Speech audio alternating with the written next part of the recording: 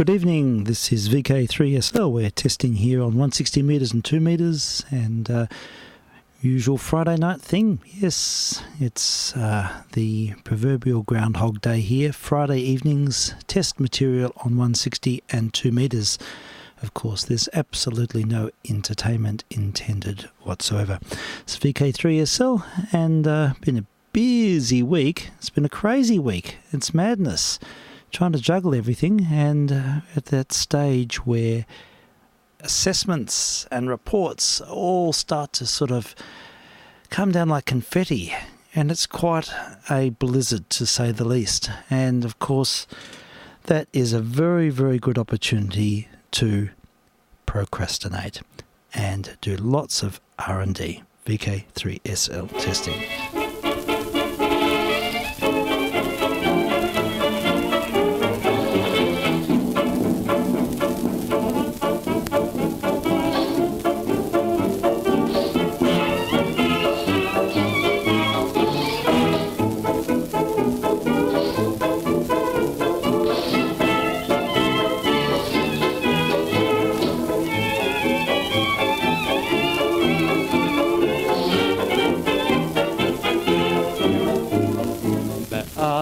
Rózsám katonának, vagy huszárnak, vagy bakának, szüksége van rám a királynak, a császárnak, a hazának.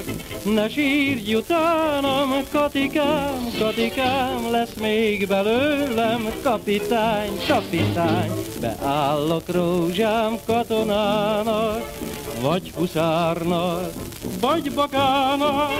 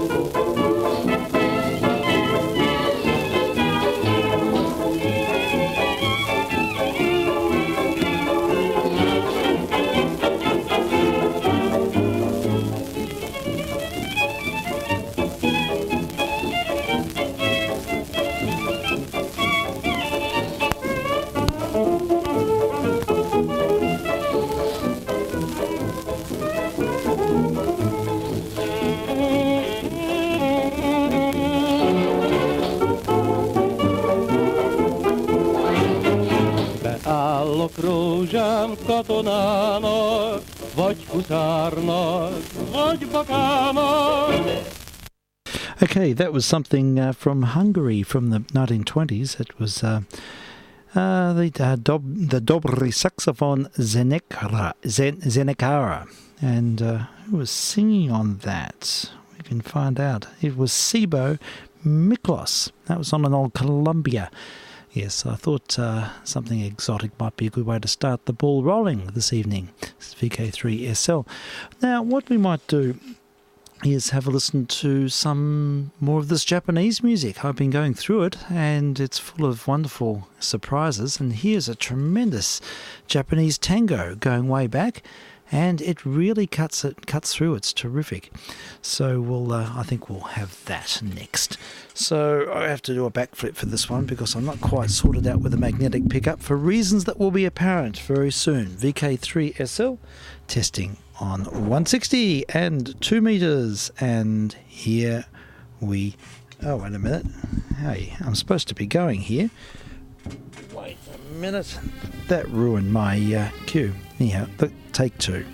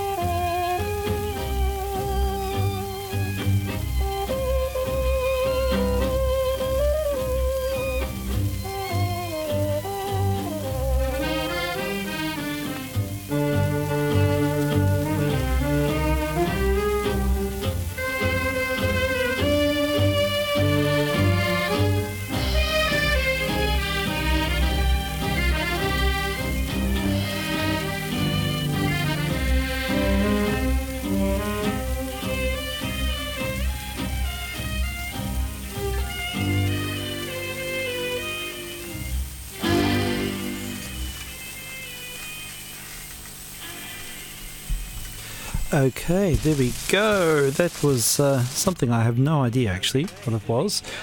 It's all in Japanese and it's on a Nippon Columbia Kawasaki Japan. Yeah, that's all it says. The other side is familiar though. The other side is something we've played before. That we also hear on the Japanese heritage site with all those 78s, and it's also a Columbia laminated pressing. In fact, it's side A, and it's a tune I think everyone will know. So let's have that now. Put it on the turntable and stardust in place and VK3SL testing.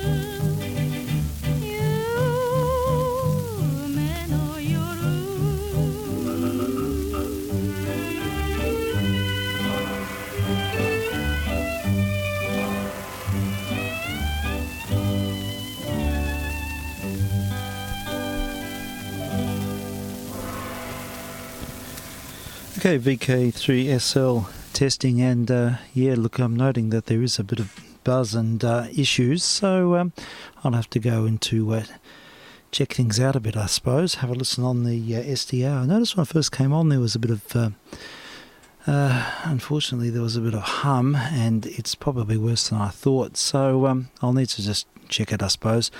So look, I'll put our OTR segment on now, and that gives me a chance to sort of have a look at things a bit. So let's see, what have I got? A publicity recording from the Australian Army, and it's one of those defence propaganda records from the 50s. Found another one in the shelf here.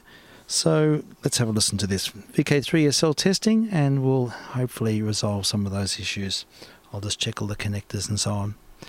Here we go. Helps if you have the starters in place.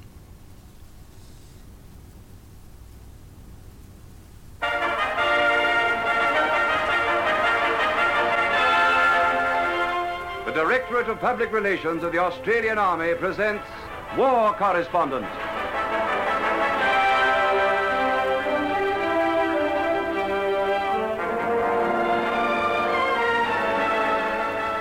Your name is Mike McCann. You're a war correspondent.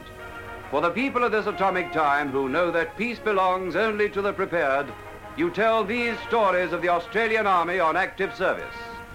Your name is Mike McCann, war correspondent.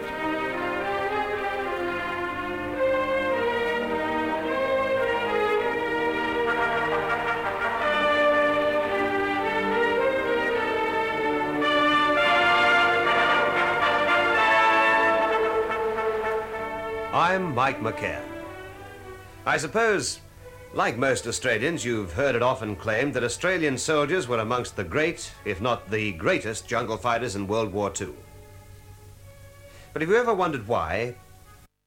In cloaked mountain slopes, in the swamps and the Kunai plains, and on the palm-bordered beaches.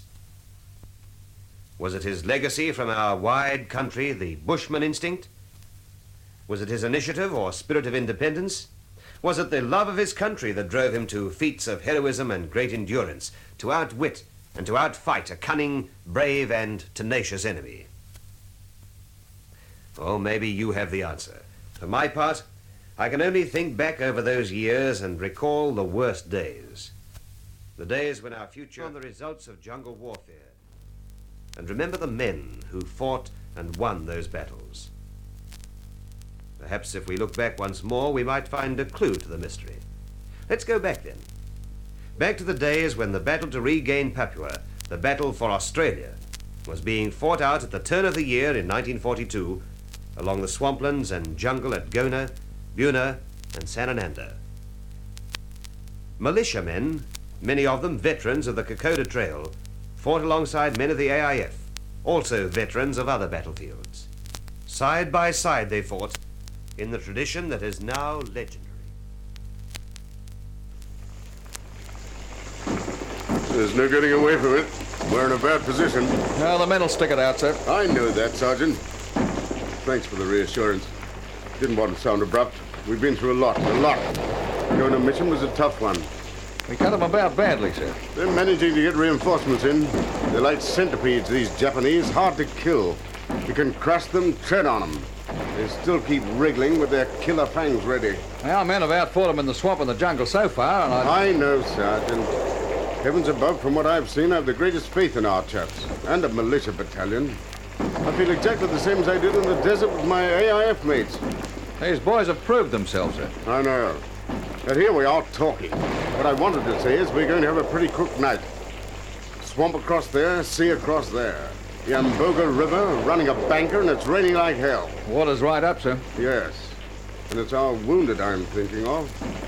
Only one thing to do, Sergeant. Build table-high platforms out of anything from scrounge, any sort of timber, and lie our wounded on them. At least that'll keep them from being washed away. Yes, sir, it'll do that. I know. Not much more. The whole area is like a sewer or a floating graveyard. How are the men? Full of fight, sir. Yes. And so those half-drowned rats, the Japanese. Here we go, Sergeant. Better slip up and see what's going on.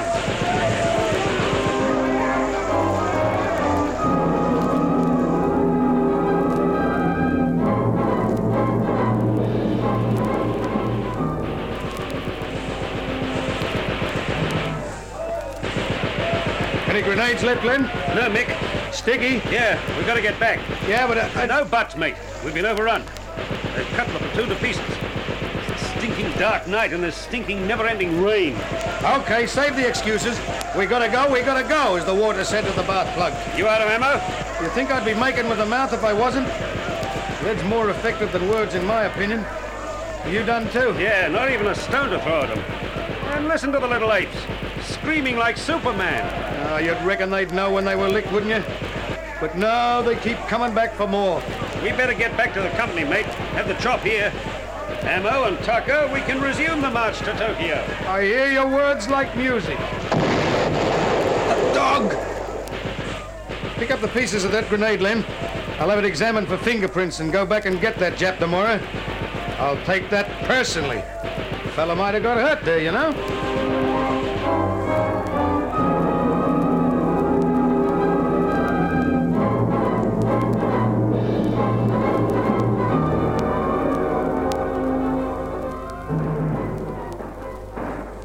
C Company really bought it, sir. I know, Sergeant, I know. How are the men who came back? They just about had it, I reckon, sir. But I don't know. While they got that sense of humour, no Jap alive will beat them. That's true. Now, we've lost 10 killed, 37 wounded in this last operation. And we've found out more about the Japs. They're freshly landed reinforcements. Probably come off the destroyers our bombers attacked the other night. Fresh fighters. Yes. So this is what we'll do. What's left of the 2nd 14th will join us. We'll push towards the sea, west of Hattie's village. We'll chop off this supply of Jap reinforcements from the coast.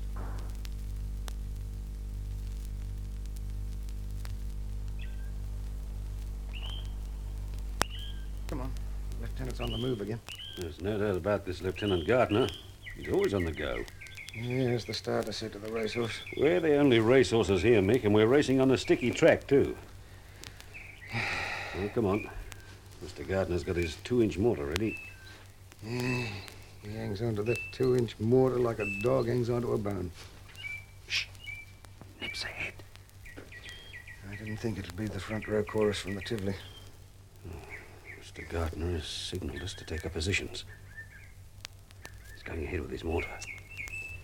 Yeah, this Phil Gardner would win the war on his own if they gave him a chance. If he's not sniping from a tree, he's perched out under the Nip's noses, lobbing mortar bombs into their position. There he goes, look. Snake sips, they ought to call him the way he moves through the timber. A nice shallow position he's chosen for himself. Well, there he goes. Shot one. Bullseye. Hand the man a Cupid doll, then. First bomb right into that clump of stuff ahead. Yeah, but there are still Japs alive there kicking. It won't be after Gardner and his mortar are finished.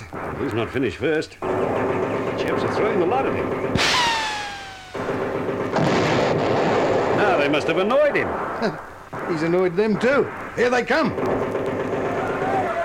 This is where we come in. That Jap has a lot of hope, charging out in front with his sword. I have him neatly fitted in the sights. And another redskin bit the dust. Hey, what's the date, Len? Must be getting close to Christmas. 15th of December. What makes you think that at a time like this? I don't know. Just that Mr. Gardner's position across there looks like a Christmas tree with sparklets hanging all over it.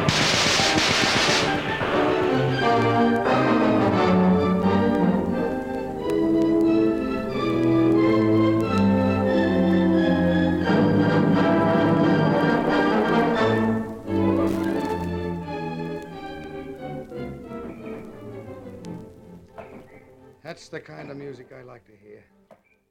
Joke Pitt Street. Stop in front of a shop window, and the next thing, a joker's got you by the arm, dragging you to the shop. Yeah, but this is different. This is dangerous. And don't you think that Pitt Street stuff is dangerous? I tell you, a fella can come out of that wearing a purple suit with green stripes. You see? If I could see him, I'd give him a taste of the Bren. No, I meant about this track being dangerous. You'd be a great help to General Blamey, Len. Hey, all I know is it's another day closer to Christmas. Hey, Mr. Gardner, he's down. He's got one. Yeah, as the police... No, I'm not joking, Len. Phil Gardner must have copped that burst of machine gun fire. You're right, Nick. He's putting a field dressing on his left hip. Both sides. Must have been badly hit there, just above his hip. Bad luck. Yeah, that'll take him out of action. And to Phil Gardner, that'd be like taking candy from a kid. No, he can't do that. He is, though, Mick. He's getting onto his feet again. Keep it up! Keep moving! No, he's onto his knees and calling's on. He's located that Jap position. Okay, here we go again.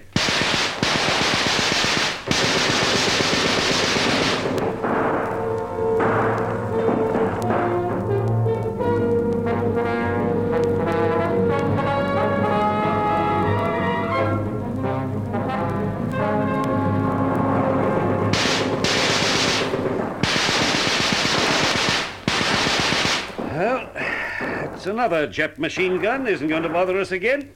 And another 4 Japs knocking at the door of the Yasuki Shrine. What time was it Mr. Gardner got hit, Mick? About 9 this morning. Seems like days ago. Only getting on towards 3 o'clock now. 6 hours we've been creeping into this jungle stuff, wiping out Jap nests. We haven't gone far, Lenny boy. Along about 40 yards. Yeah, but what are 40 yards? Paved with Japs. You're not kidding. Must be close on 40 dead Japs along this 40 yards we've come. Don't overheat your brain, Einstein. Mr. Gardner's still going. Going with those bullets in his hip. The way things have been, he's lucky not to be full of lead. Down!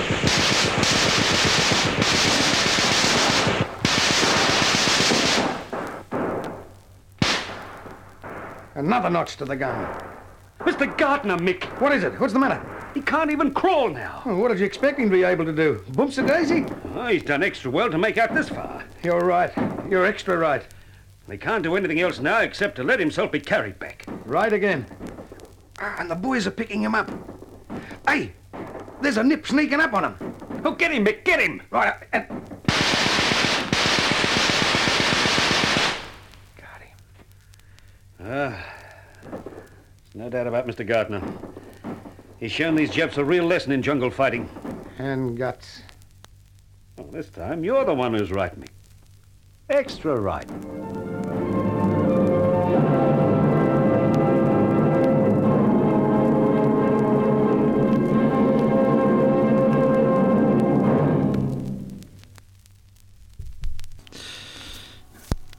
We'll just stand by for a minute. We'll turn the record over and we'll just still checking out things here, but I have an idea of what it is. I think it's the compressor's gone intermittent, which is a bit of a nuisance. So I wonder if it's happening on 2 meters. Anyhow, we'll just turn the record over and we'll continue to monitor things. Not exactly easy to hear buzz in the midst of all that artillery fire, but it's the only thing I had on at hand. Right, here we go.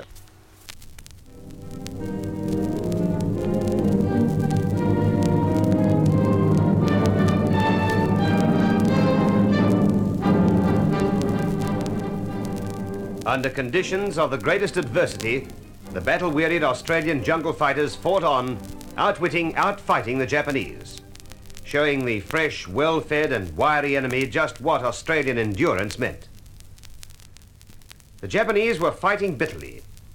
The count of 35 dead enemy along the 40 yards fought over by Lieutenant P.E. Gardner of Canterbury, Victoria, and his platoon from the proud 39th Militia Battalion, 1st Militia Battalion to be blooded on the Kokoda Trail, showed just how bitterly the Japanese contested the jungle-covered ground.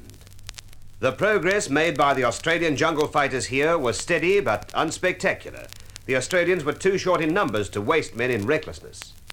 Each enemy post had to be patiently located and cunningly stalked. This inching progress, foot by foot, yard by yard in this overpowering jungle against an entrenched enemy, threw a heavy burden onto the individuals. At times they were out of sight of each other. When the enemy fired, they didn't know whether he was 5 yards away or 500. But when an enemy weapon fired, that gun had to be stalked, tracked down and destroyed before the slow advance could continue. That was jungle fighting. The jungle fighting that the Australians mastered. So they fought until they came to an enemy-held village near the sea on that war-torn coast. There's the village. It's something like that joker Batman said when he rode up the Yarra, isn't it? Something. But I tell you something. I wouldn't swap Melbourne for that bunch of dirty-looking grass huts down there. Yeah, you might get some takers from the Sydney blokes in the battalion. Yeah, they could be silly enough. Anyway, what are we lying here for? Just that. See across there to the left? Japs. Yeah. A lot of them, too. Officer leading them. Be about 30. Loaded up with weapons. Carrying shovels, too. I don't know how lucky they are. We'll cancel their shoveling program. Shh. Oh, don't give me that. We're a good 50 yards away. Making for the village. Look at them, making sure they don't get their feet wet as they cross that sandbar. Feet wet. Yeah, walking straight in. Come into my parlor, said the spider to the fly. You ready? The platoon commander's giving us the high sign. As the earwig said to the earthworm, here we go.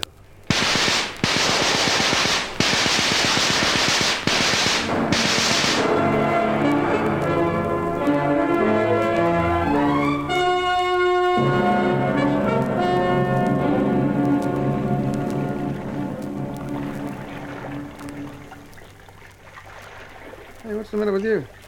See something? Shh. Hear anything? You making a noise like the spirit of progress? Quiet and listen. Heard a noise like someone wading. You'd reckon the Japs are...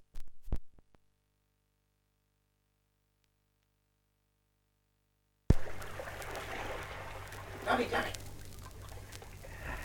Our old mates, the Nips, paying us another visit. Coming across the river this time. Don't blame them. That sandbar isn't any Healesville health resort. I can see him, Mick. Down through the vines there. Ah, yes. Our old mates. I say, old boy, they aren't exactly dressed for formal visiting, are they? Stripped down almost to the buff. You don't want to be weighed down by clothes, I suppose, as they cross the river and swamp. Understandable. Well, we'll just weigh them down with lead instead. You right? Right.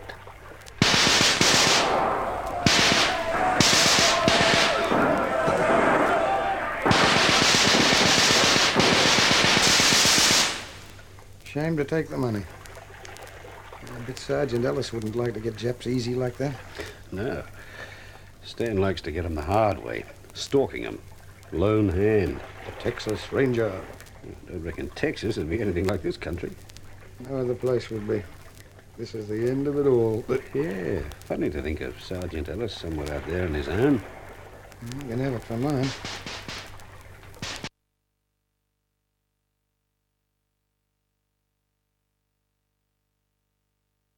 To ambush Japs as they come in. That's my kind of war. Stan Ellis can have the other kind on his own. That's the way he likes it. On his own.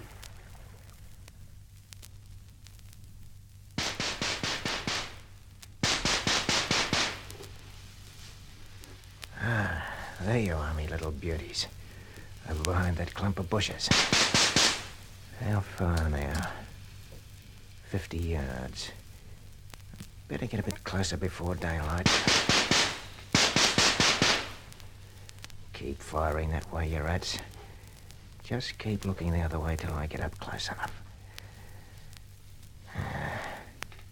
Here's a good place to dig a hole.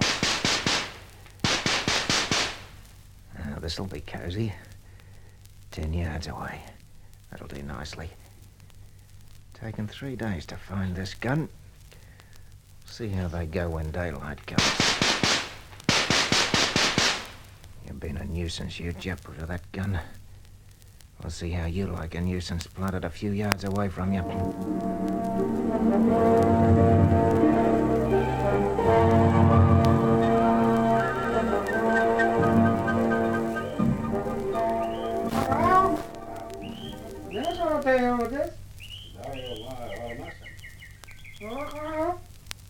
Oh, hiya, eh?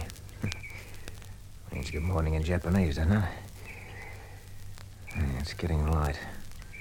We'll soon see whether it's a good morning or not. Here goes the first grenade. Oh,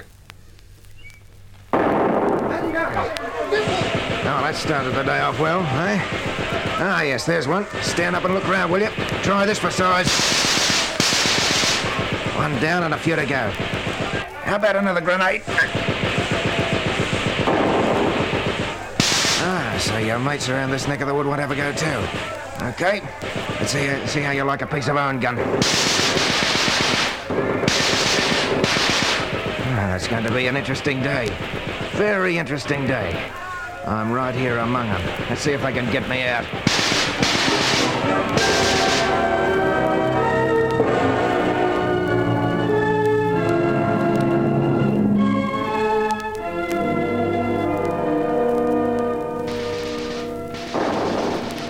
That'll be Corporal Ellis out there, all right, Mick? Sounds like his private strategy. Hand grenades and a burst of own gun now and then. Well, you gotta pay him. He's game. Game. Ned Kelly would have been the softest fairy floss compared to him. Any bloke who goes out at night, builds himself a hole within spitting distance of the Japs, and carries on a private war with them all day, and... Well, he's got me beat. Put you in line with the Nips. He's got them beat, too. 3 nights and days in a row he's been out there. Anybody would think he liked this jungle fighting. Here comes another of them. Andy Herod of C Company. Corporal Herod. He's another. He's got a satisfied look on his face, too. Is he ever? Like the canary that swallowed the cat. How did you go, you jokers? Got it. Good what? Home leave, by the way you fellas are grinning. No. Andy Herod took the 4 of us out looking for a Jap gun that had been holding up our section. A medium machine gun it was. Spent 4 hours last night. You should have been with us. I wasn't invited. Ran across a few Japs and gave them a grenade here and there, but we didn't find the gun. Not until this morning. We located it behind a thick old piece of jungle. And you sent him a Christmas card, huh? Yeah, a lead one. Hand-delivered. Brightened up the day for him, no end. You jokers and Corporal Ellis out there. Between you, there'll be no Japs left for us? Have no fear on that score, Mick. Your time is coming. You ought to grow a beard and write it on a sandwich board. Your time is coming. You wait and see. Won't have long to wait. We can advance now that we've wiped out that Jap machine gun.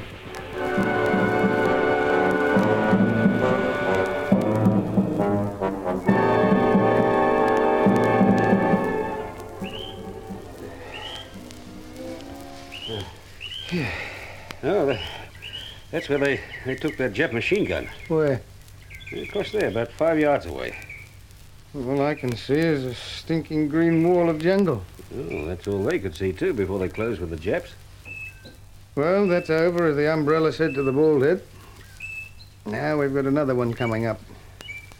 Oh, Lieutenant Dalby's up ahead. So is that village the Japs are holding. They're not far ahead, either.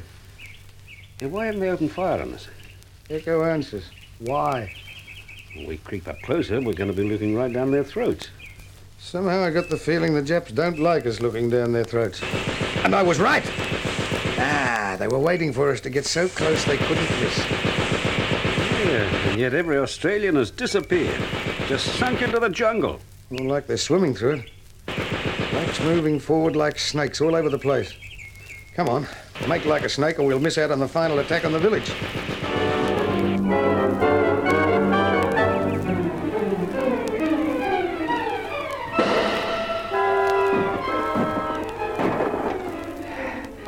There's the village ahead. You wouldn't reckon it was worth it, would you? I mean, it doesn't look like the kind of a joint where you'd make a quid with a pie store. Can't see a soul around. Oh, there. Well, if you don't believe me, where do you think all this flying lead is coming from? I'm not worrying about where it's coming from. It's where it's going to that causes me concern. It'll be causing you a lot more concern soon. Lieutenant Dalby's giving us the sign. Yeah, looks like we're going calling, without even a visiting card. Seems to me we've lost that gracious old world custom here in the jungle. You're right. We're going. They're throwing everything at us. Just pretend they're mosquitoes you hear going past. Don't try to swat them. We'll save your breath. Well, there goes Mr. Dalby ahead. Doing his gunner stunt again, too, making like a one-man army.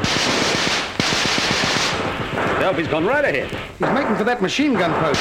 Right in amongst the Jap positions now. He'll never make it.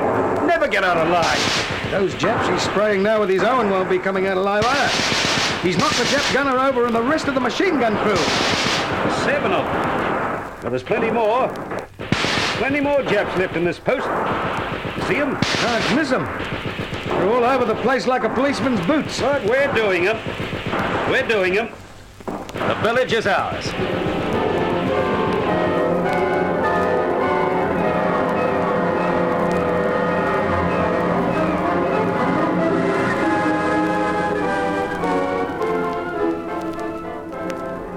By a desperate dash, the Australian jungle fighters took the village against heavy Japanese opposition. The Australians made their final dash across open ground to blot out the remaining pockets of resistance. By skill and cunning, by endurance and courage, the Australians had penetrated the jungle posts held in strength by the enemy.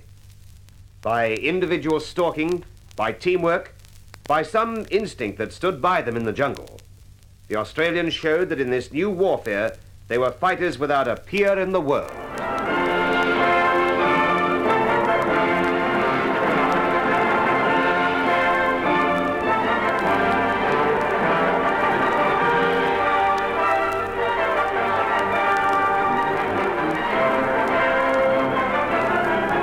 War Correspondent, recorded by Robert Peach Productions, is presented for your entertainment by the Australian Army's Directorate of Public Relations.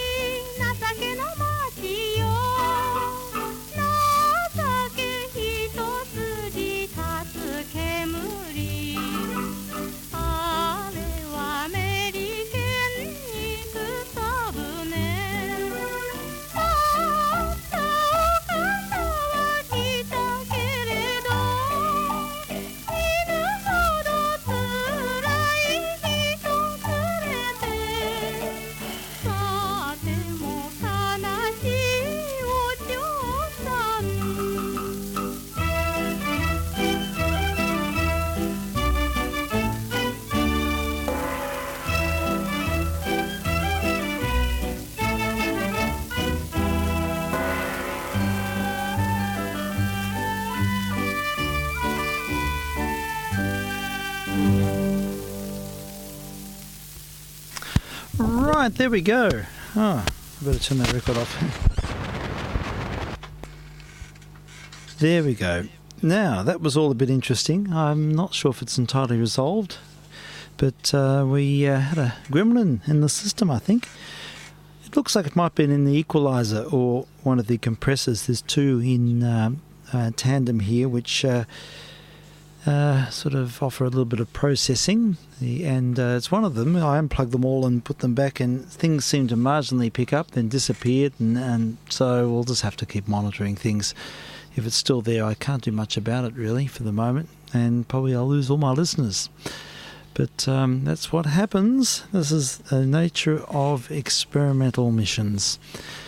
We work with equipment that is very fallible, to say the least. In fact, it's been a week of fallible equipment, hasn't it? But yes, there have been a few things that have gone astray.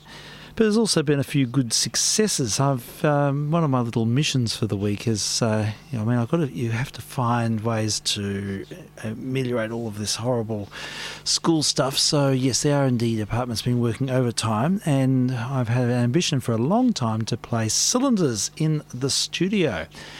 Now, I've got a lot of cylinders here, and I've got an Edison standard phonograph from about 1907, which has been, I don't think it's been wound up for at least 25 years, maybe more, and it's just a bit of furniture in the family room. And so I brought it out and cleaned it up, and I made up my own little stylus using the insert from a ballpoint pen, and some super glue and lots of magnifying glasses and lots of swearing along the way.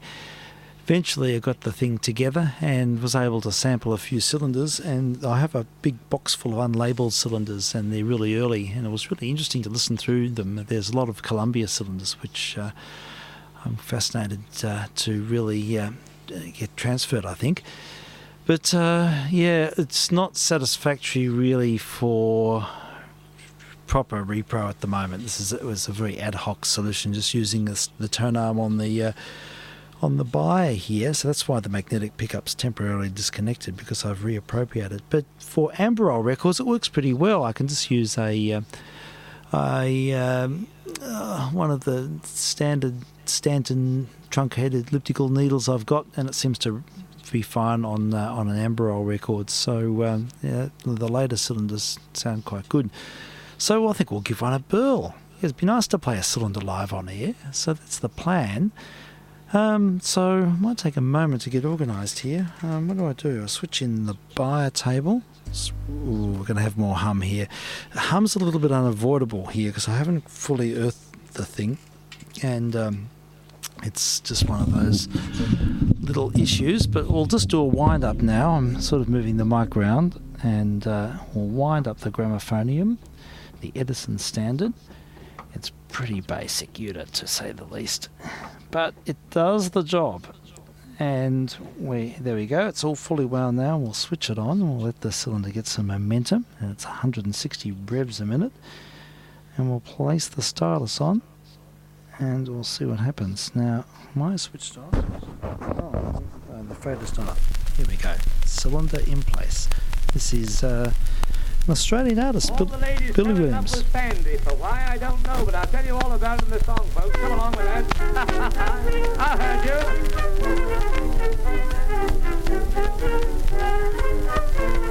Sandy was a healing man, quite a dandy healing man. Left his kilt at home one night and put some trousers on. To a healing ball he went, such a lovely time he spent. No mistake about it, Sandy looked a perfect don. They all danced and played at games as well. Sandy was the big attraction with his charming belle. All the ladies fell in love with Sandy. Sandy seemed to captivate them all. No mistake, he looked a proper dandy at the old Scotch ball. At hiding the button, then they all played. Sandy thought it just the thing. But going home that night, Sandy's trousers looked a sight, tied up with a little bit of string. You ought to see poor old Sandy. Sandy searched upon the ground with the ladies all around, looking for the buttons in the corners everywhere. someone let the gas go out. That made all the ladies shout. All the room was dark, but Mr. Sandy didn't care. Off his trousers each old button came, and all the pretty ladies there, they seemed to like the game.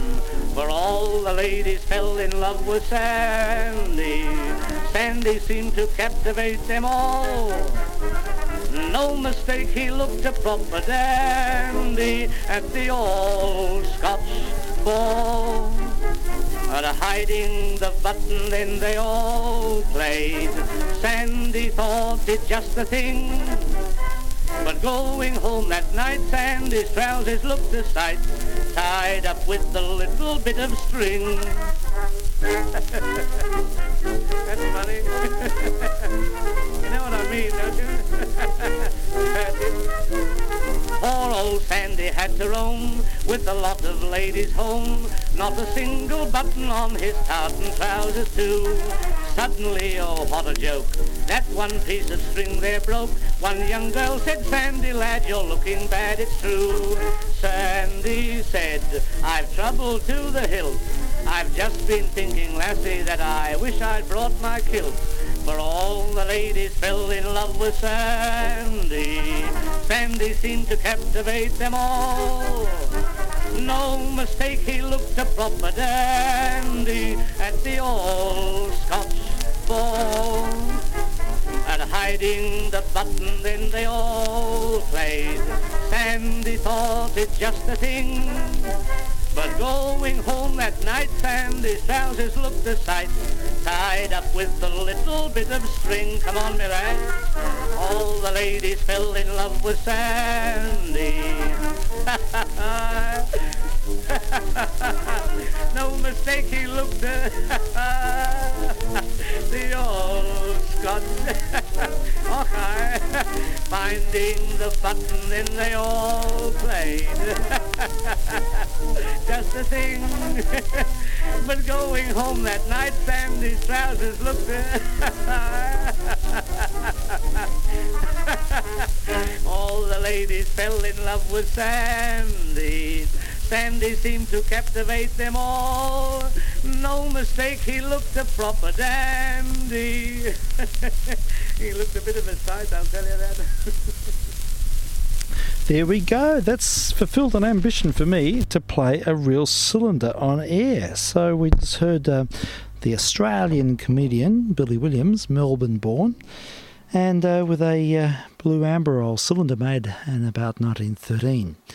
So yeah, that's something. That's a milestone, and we'll have to develop this further. It's going to be a little bit impractical to have the this arrangement. I think I'll need to make up an electric phonograph and make do something a little bit more robust and especially something that can reliably play 2-minute cylinders. So because there's most of the cylinders here are 2-minute cylinders, handful of Amberols as well. But I always was more interested in the early material. So that's something we will pursue. I give you a little bit of an idea of what 2 minutes sound like. They're not great. It's this little ad hoc stylus I made up using the ballpoint pen thing. I'm just moving as I speak. It was really not that secure and hard to track. But look, it's an exercise, and I won't play a whole cylinder. But let's go through the box of them here. I'll just dive down. Here's one here. Here is a black Sterling cylinder from the early 1900s, featuring another Australian comedian, Florrie Ford. In fact, Florrie Ford introduced the last artist we just heard, Billy Williams. She was the go-to person when he went to London, and she set him up with recording contracts and got him got him settled, I suppose. So we'll just wind this up, and we'll give this a try with the other pickup. I'll just switch them over now. This is the one which I made up my homemade stylus. I had to make about 4 variants of this until I could find a cartridge that worked, but it's not going to be a goer. It'll have to be I think I'll have to order a proper stylus. Otherwise, I'm just going to destroy these cylinders. But we'll have a listen to a little bit of this on 2 meters. 2 minutes. 2 meters. And what am I doing? I have to go over here I'll follow the mic with me, and so I can switch it through, and we will have a listen. Here we go. Condensing the boom, switching it on. There'll be a bit of hum, I'm afraid. Can't do much about that, but there may well be hum anyhow. Have a listen to this. Easy. Done by Miss Florrie Ford, the Sterling Record.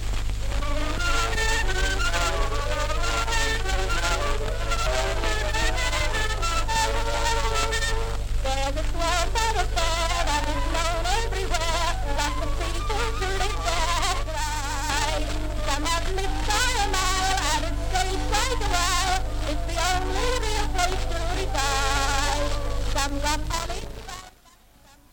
So you can hear that they're pretty distorted, but you heard the announcement for Sterling Records, and there's a very plum announcement for Columbia Records, and there's some White Records. So there's a few interesting examples of early cylinder heritage here, and this is just a box I've got here. I've got quite a few more boxes in the vault number 2, which I could potentially bring out, and it would be a good experience to be able to play cylinders. So yes, I'll endeavour to make up an electric phonograph. There's quite a few people have made them online, and some people I know very well have made very successful electric phonographs. So there's some templates, but that can be a project for the holidays maybe. So we'll see what happens. All right, well, we can go back to our normal seating position now, and I'm noticing we're having the same old thermal problems. It's a comedy of errors, really, but I'm determined not to be fatigued by it. Now I've got a problem here. The turntable is covered with cylinders, so I'll have to move a few things around.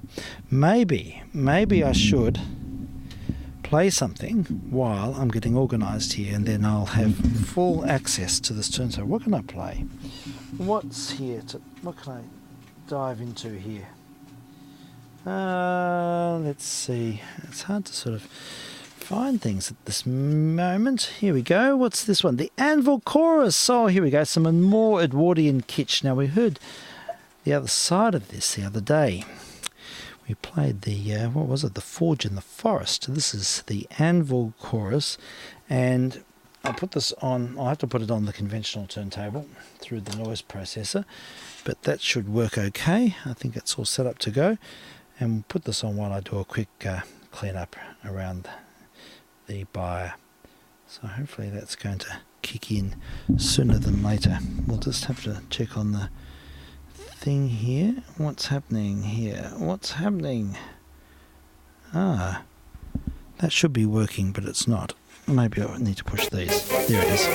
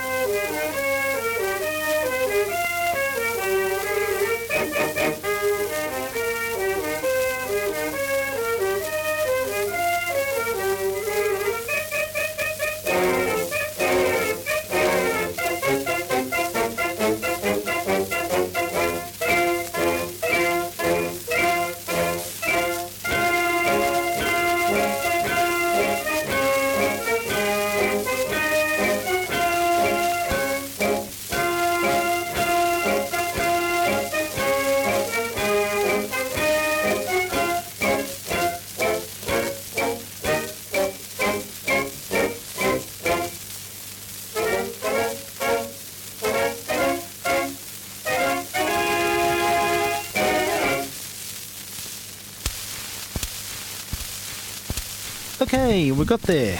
That's all done. Now, that was the Amberol chorus and a Light Beam Brunswick recording. 1926-ish, I reckon. Here's the band Walter B. Rogers and his band.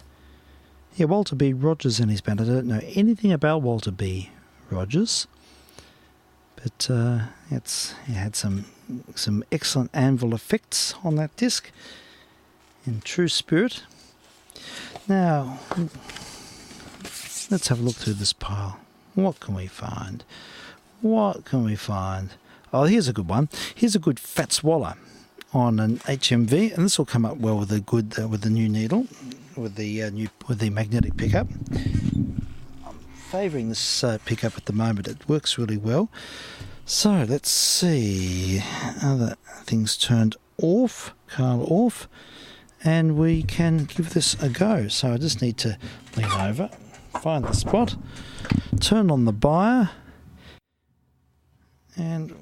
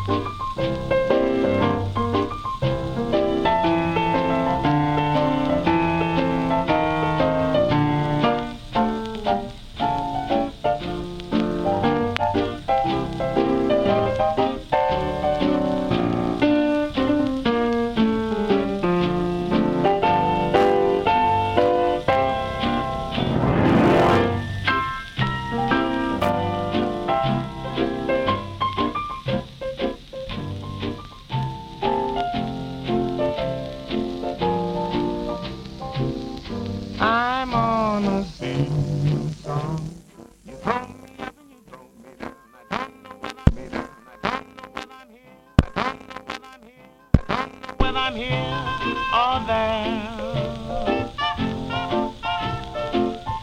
Those dreams that we saw, you built them up and you knocked them down. I don't know whether you even care. I don't care if you don't care, but I do, yes I do. First I was heaven bound, then I found you turned round, and as I hit the ground, you went up in there. That ain't fair, you know that. I'm on a seesaw. You throw me up and you throw me down, and all together you don't play fair.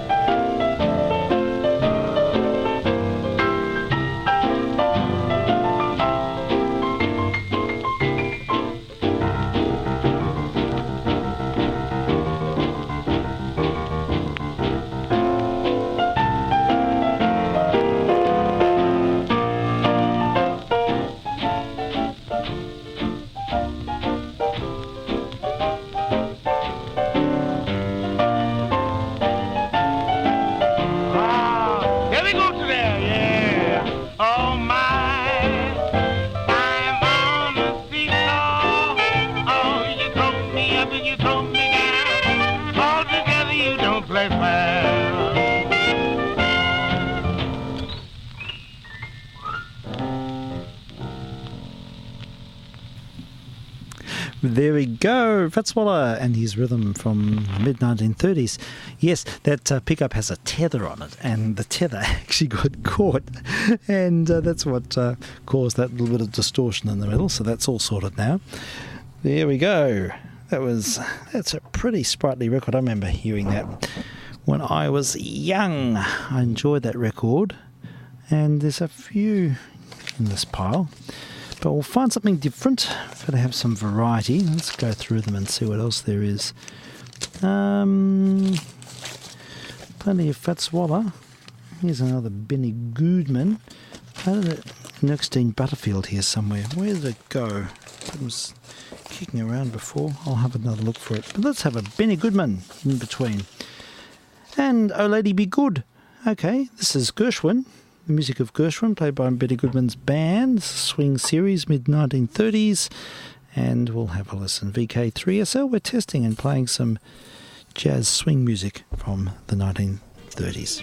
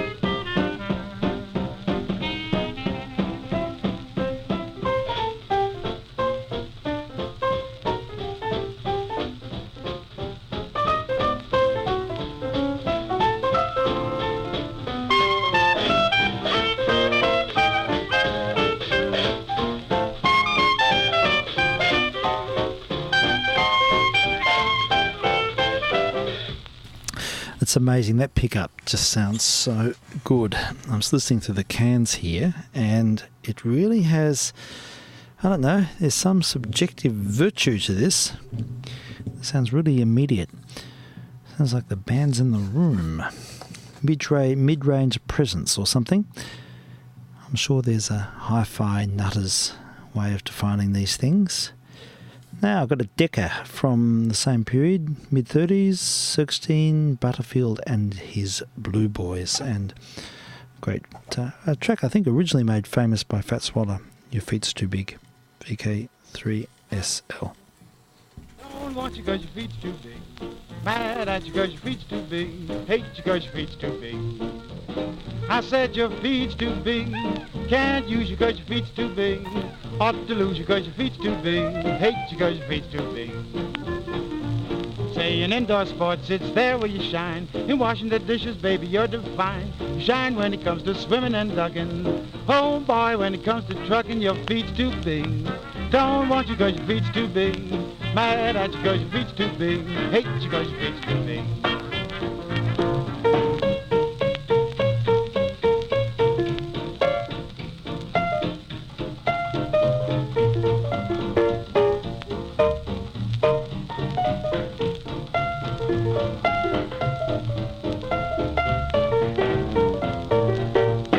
likes you and she thinks you are nice. You got what it takes to be in paradise. She says she likes your face and she likes your ring. Oh man, but your feet's too big, your feet's too big. Don't want you 'cause your feet's too big. Mad at you 'cause your feet's too big. Hate you 'cause your feet's too big.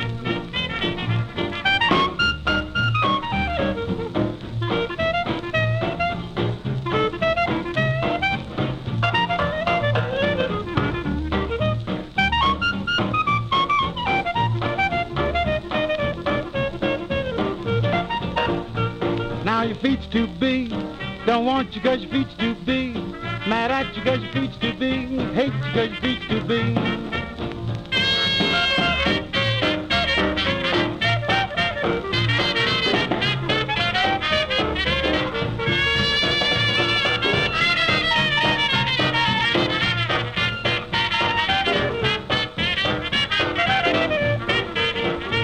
Up in Harlem at a table for two, there were four of us, me, your big feet and you. From your ankle up, you sure are sweet. From there on down, brother, it's just too much feet. Feet's too big. Don't want you 'cause your feet's too big. Mad at you 'cause your feet's too big. Hate you 'cause your feet's too big. There we go. That was Exton Butterfield and his Blue Boys. And Your Feet's Too Big. The song, Fats Waller made a great hit of that song. And Mr. Butterfield himself was vocaling on that record. It's on an old Decca. These are from the junk pile. These are records that are all really scratched up and wrecked. This one's got a big bite out of it. Someone's actually had a...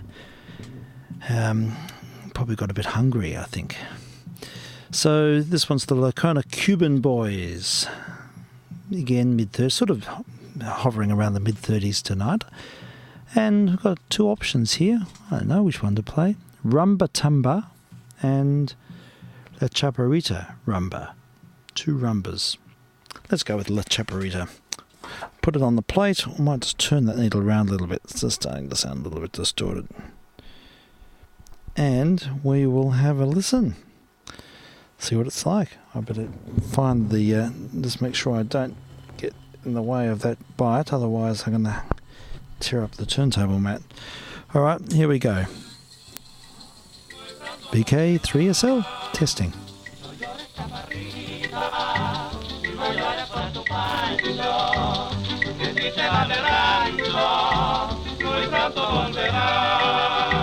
A la vuelta del vacío, llega cosita buena, besitos para la nena y en agua de pescar.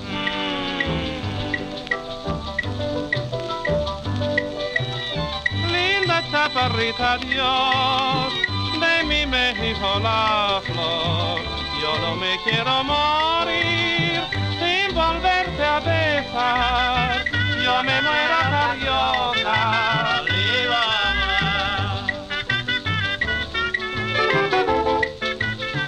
Marihuana que fumar, Belén, Belén, Belén. Quien te quiera a ti.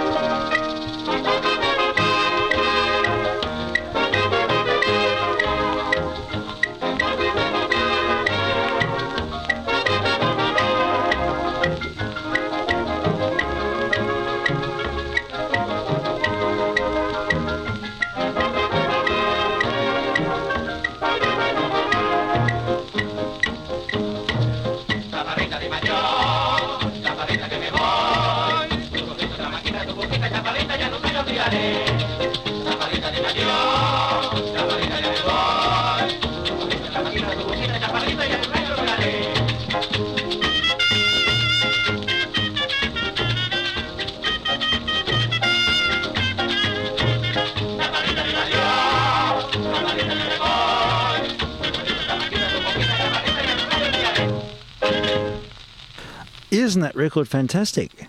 I love it. That castanet had some, I must admit, some sort of psychoacoustic effect, but honestly, I really thought it was in the room. It just sounded sort of omnipresent. It's coming from everywhere, really clear. Castanets.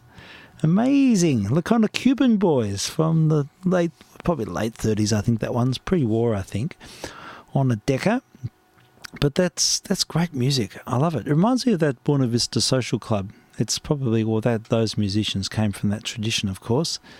And I love all the layered percussion. They had complexity, so much complexity in the rhythm sections. And I know that some of those bands had 8 or 9 people in the rhythm section alone, all playing separate parts, and they all layered up, and it gave that wonderful, that Cuban feel. There's a certain sort of groove, I think, in Cuban music. All right, so I don't know. What do we do? I had a piano roll actually lined up. Shall I play it? No, look, I might as well. It's getting late, and we're all sort of out of our usual routine because of the hassles earlier on. But I'll play the piano roll. It's really kitschy, everyone, and it's not something that I would sit down and listen to critically. It's something just as a representation of what the average person was listening to in their lounge room. They would have put on the pianola roll and everyone would have gathered around and they would have tried to sing, but all these double octaves and 4 hands, it's just crazy. It's crazy music. So we'll have to have a listen. Another mechanical marvel. We heard they had the Edison cylinder player before, and now we have the Forster pianola. This pianola dates from 1924, apparently. Anyhow, we'll have to hop over and get to this, so excuse me while I move over to the other microphone, and we'll see what happens. Oh, I've got to be careful I don't trip over these cylinders. There's cylinders everywhere. It's like a minefield in here. All right, you know the routine. I have to jump over the chair, onto the seat, and start pedaling, and then you'll get some representation of what 4 hands sounds like. This is VK3SL testing. And by the way, this is called Just You.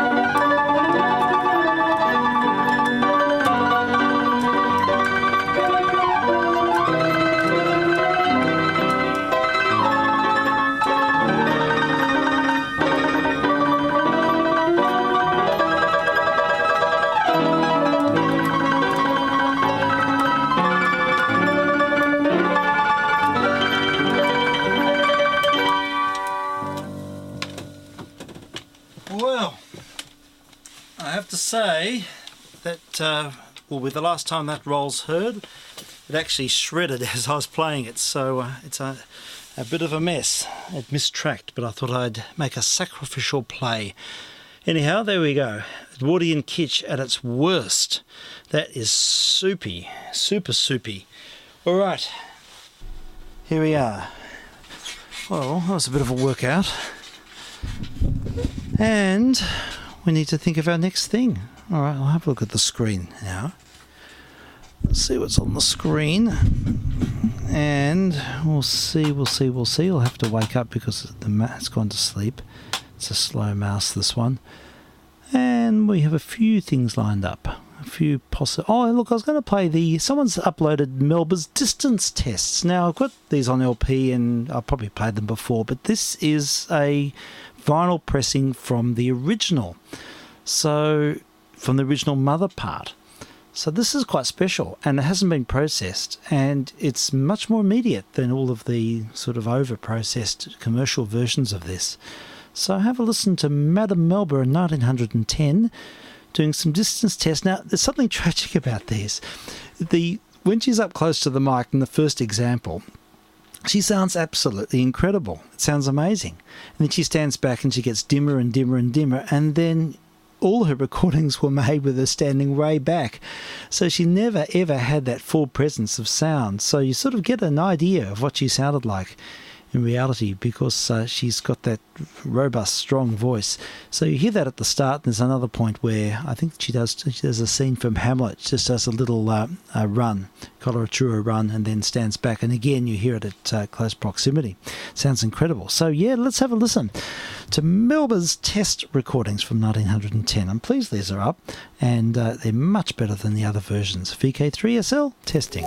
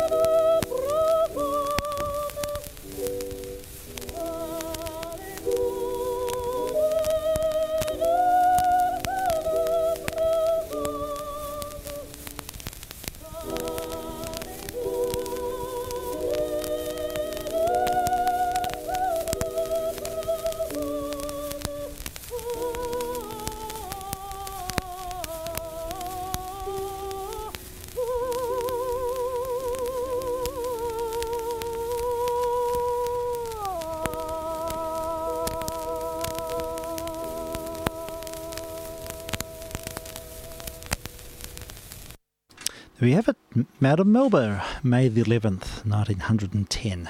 Distance tests. And we heard her at different positions relative to the recording horn.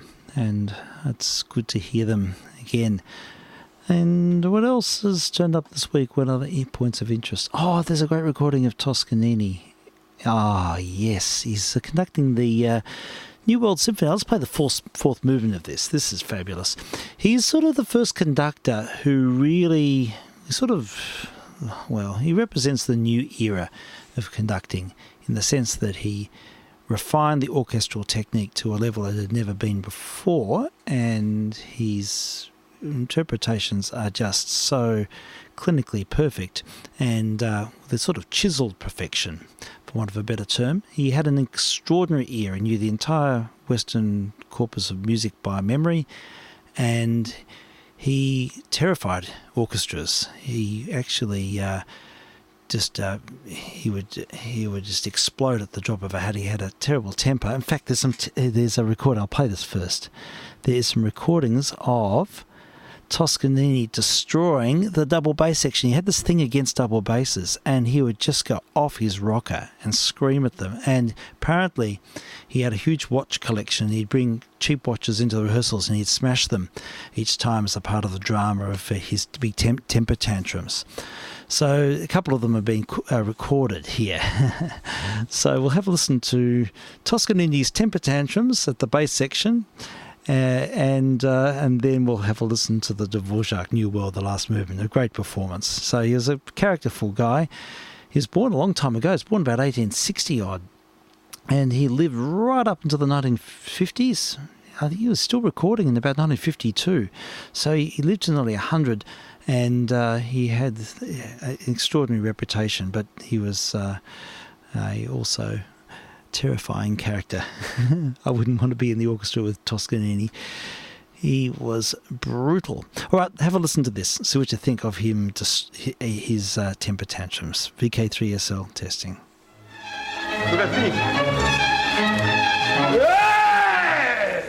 Hey, contrabbassi, follow me! E corte note, short note, short note.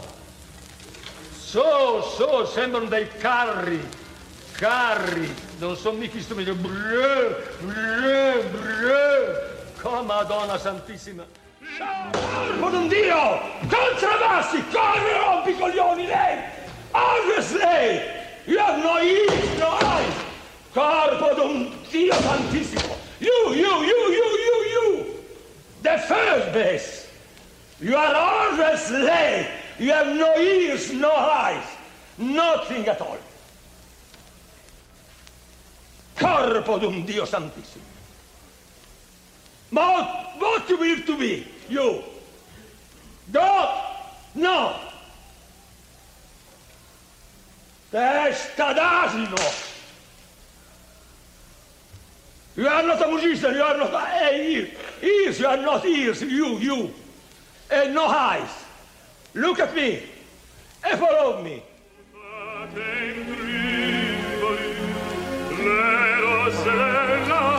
Ma sempre indietro, contrabbassi. You are always late. Corpo d'un Dio Santissimo. Oh, you are dead. È una vergogna. Shame on you. What kind of ears you have? You have ears in your feet. Oh, corpo d'un Dio. Viene voglia di dare dei calci nel culo a tutti, per Dio sa. E sono loro, quel bravo lì. You are a very good bass. But per Dio santi, in Italian opera, you are terrible. I saw you bow. Always after. Always late. Oh, per Dio.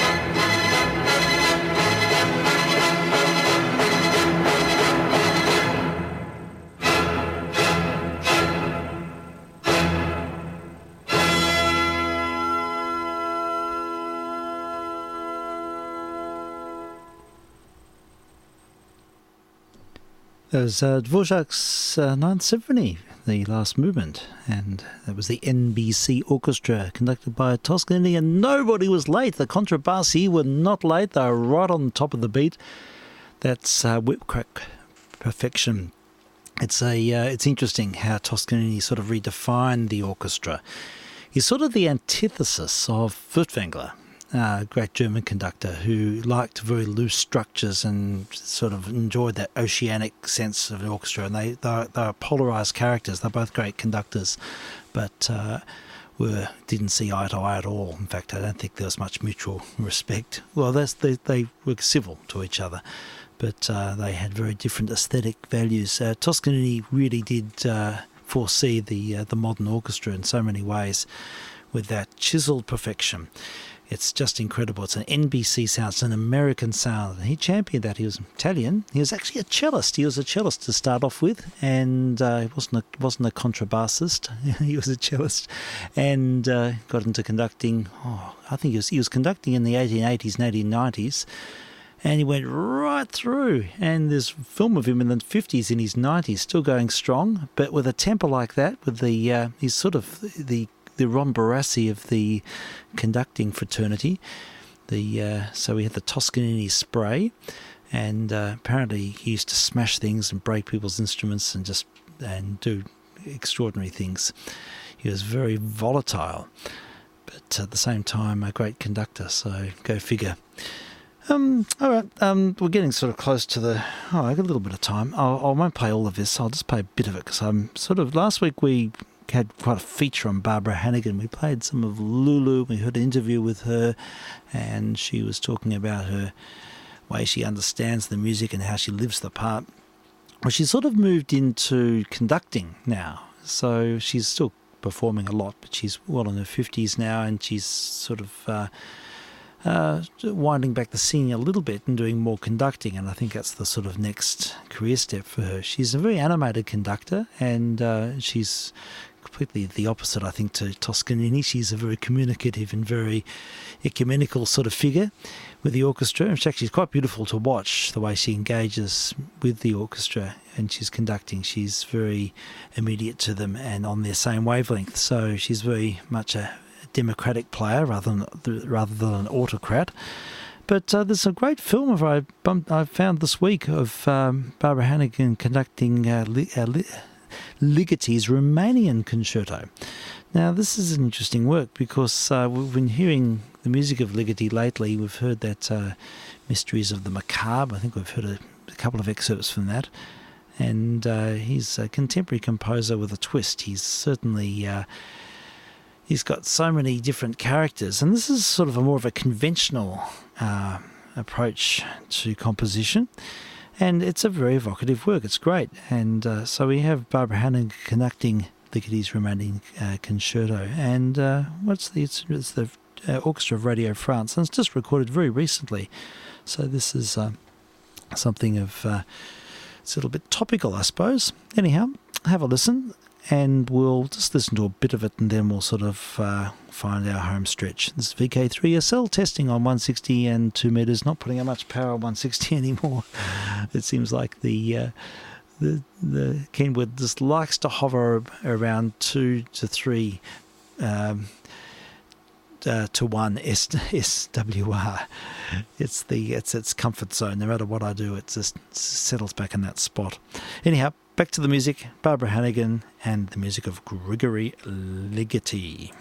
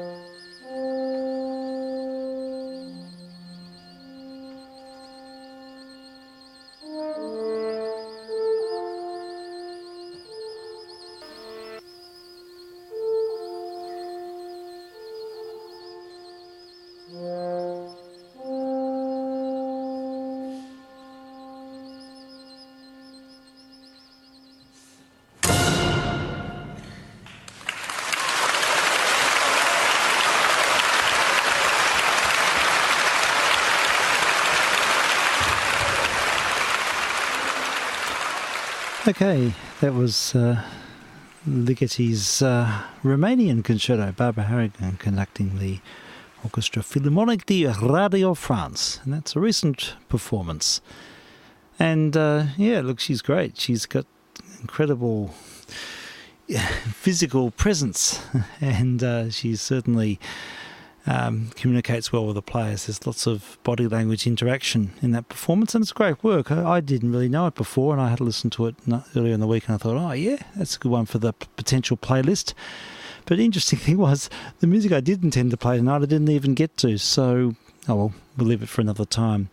It's good to just go with the moment, go with the flow. We did have a bit of a disruption earlier on, and try not to let it distract me too much, but when you get a bad feed and you know that listeners are have bleeding ears from noise and buzzing and stuff, it's sort of a bit of an issue. But look, I don't know what to do. I'll have to look at the equalizer, I think. I think it's the equalizer that's the problem, so I'll have to, I don't know, just check all of the leads and just do a pre-test. I was using the desk quite a bit earlier in the evening, but it's that particular, it's the feed out to the to 160, so maybe just 1 amp, one channel, because 2 meters was all right. Anyhow, I'll look into it. All right, thanks for hanging around, folks. I think I might finish with something else Romanian. Last week we had a bit of George Zamfir, some pan flute. This is an album released well before he became famous in the West. It's on a Romanian record, Romanian or French label, I think, and it's quite evocative. So I'll listen back on 2 meters, but I don't know if Frank's there tonight. I think he may not be, but I'll still have a listen anyhow in case there's anybody else, and we'll see how things go. So we'll stand by for next week. Hopefully everything's going to be all right, and I don't know if I'll do any cylinders next week. That was just a little experiment today, and until I get myself properly sorted with a electric player, but at least I know they work, and there's some good prospects. Okay, this is VK3SL. I've been testing on 162 meters, also streaming online, and thank you for your indulgence, and we will catch up next week. Cheers for now.